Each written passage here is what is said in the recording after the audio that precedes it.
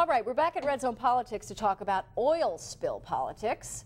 You know, we don't need to get into the details of this tragedy. It's been covered plenty. I think you see enough photos of pelicans who can't breathe, who are covered with oil, dolphins washing up on our coast. We get the idea. This is pretty bad. But the main point here for us at Red Zone Politics is, how is President Obama handling the oil spill from a perception game perspective?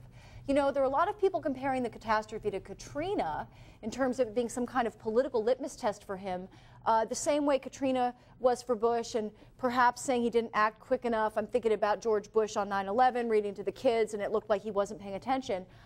That doesn't seem to really be, it seems to be an apples and oranges situation. But the fact is that despite the lack of oversight and regulatory strength under the Bush and Cheney administration for oil and gas, Obama is the one who now has to deal with the aftermath. Tony, what do you think about how President Obama is being perceived and handling the politics of this? There shouldn't really be any politics, but there are. No, there shouldn't be any politics. I mean, here's the thing. If the government knew how to fix this mess, we would. You know, the government would fix it.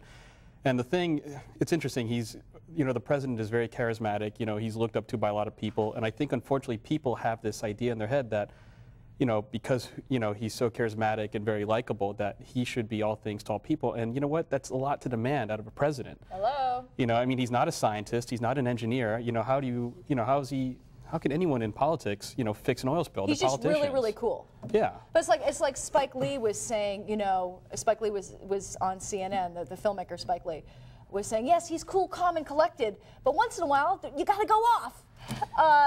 You know, but then there's always been this question for black politicians, you know, are you going to get tagged with the angry black man thing? I don't know why there's that double standard. It's just an American thing that we do. You know, Nicole, what do you think about that, just to take off on what Tony was saying? Well, you talked about the game of perception. It's difficult. You're playing to 50 million different eyes and what they want to see. I think that President Obama is doing what he can to handle the oil spill. We have a contingency plan for when disasters like this take place, and that's why the Coast Guard is handling this situation, headed up by Admiral Thad Allen, and he's in constant talks with the president. The president asks him questions about the science behind it, how do we fix it, all of that. He's not expected to be the expert. He's over it in a way, but it's really the Coast Guard that's handling it.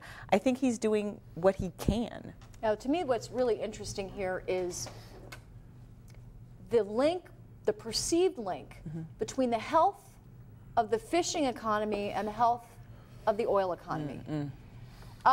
There's a problem down there, I think, in terms of people, in a way, going to bat for oil companies, for the economic boost that they give to the region, and not really holding oil companies accountable. You know, it's not against the oil company workers. Arguably, if the oil company workers on that rig had been listened to, and not the BP company man who was in there and was trying to do things quickly or whatever, you know, maybe we wouldn't have had this explosion. Ken, what are your thoughts on this situation? Boy, how much time do we have? Not much. First of all, the angry black man. They said Bill Clinton was the first black president.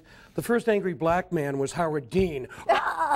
It right. plays on television not well. And the whole explanation of the microphones, perception becomes reality. Do you think some people want, it's weird that Spike Lee would want Obama to get exercised knowing about that perceptual obstacle? You know, I would think, you know, some people that want to see Obama fail would be very happy to see him get bent out of shape and see if that stuff would boomerang. I'm not surprised. I love Spike Lee as a filmmaker, and I'm always surprised that the people that really know how to run things in this country are driving cabs. But secondly, I agree that Admiral Thad is my hero. I wish that he speaks with authority and clarity.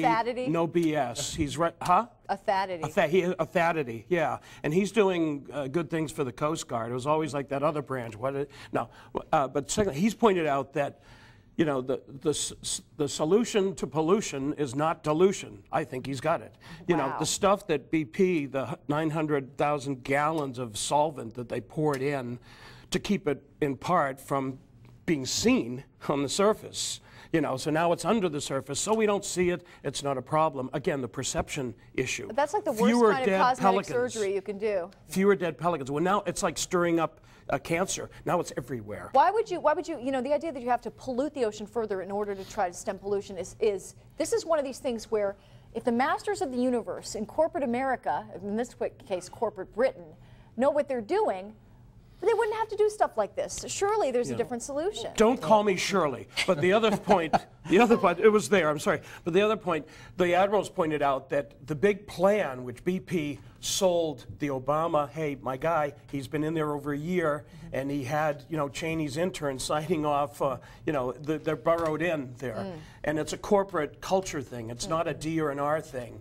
The agency. You're talking about the mineral mining, management yeah, service? the Party Central. They met in the Dirk Kempthorne Memorial hot tub there and had their meetings. They interrupted their keggers to deal with this. But little TMI. This is a little TMI for our audience. But we're going to need to move on in a second. They got 1950s technology. They got booms. They got this. Let's keep Kevin, the oil on that side of the thing. Kevin Costner was actually testifying on Capitol Hill, I think it was yesterday, about a company. His company actually has a machine that is next generation technology to clean oil up. So a lot of people, it's weird, these Hollywood guys are coming up with solutions that you'd think people could just start working together. You mentioned the economy and the oil economy and whatnot. How about the economy? We have 20% unemployment plus, and they say, but these old dams, these old booms need, you know, high labor. Hello, we got labor here doing nothing, and we got booms here. Right. Franklin Roosevelt sent my uncle and my dad out of the city, which was a real good call. During the Depression, up to the White Mountains to build ski lodges, and some money came back to Grandma to keep it going there. And they were out of trouble and out of mischief, and they were employed. Well, we're trying to come up with solutions here on Zone Poliltics, and this is your citizen pundits make a lot of sense. But we do need to move on real quick. You know, I'm not even going to talk about Bobby Jindal, the Louisiana governor. Please. He's part of the drill baby drill crowd.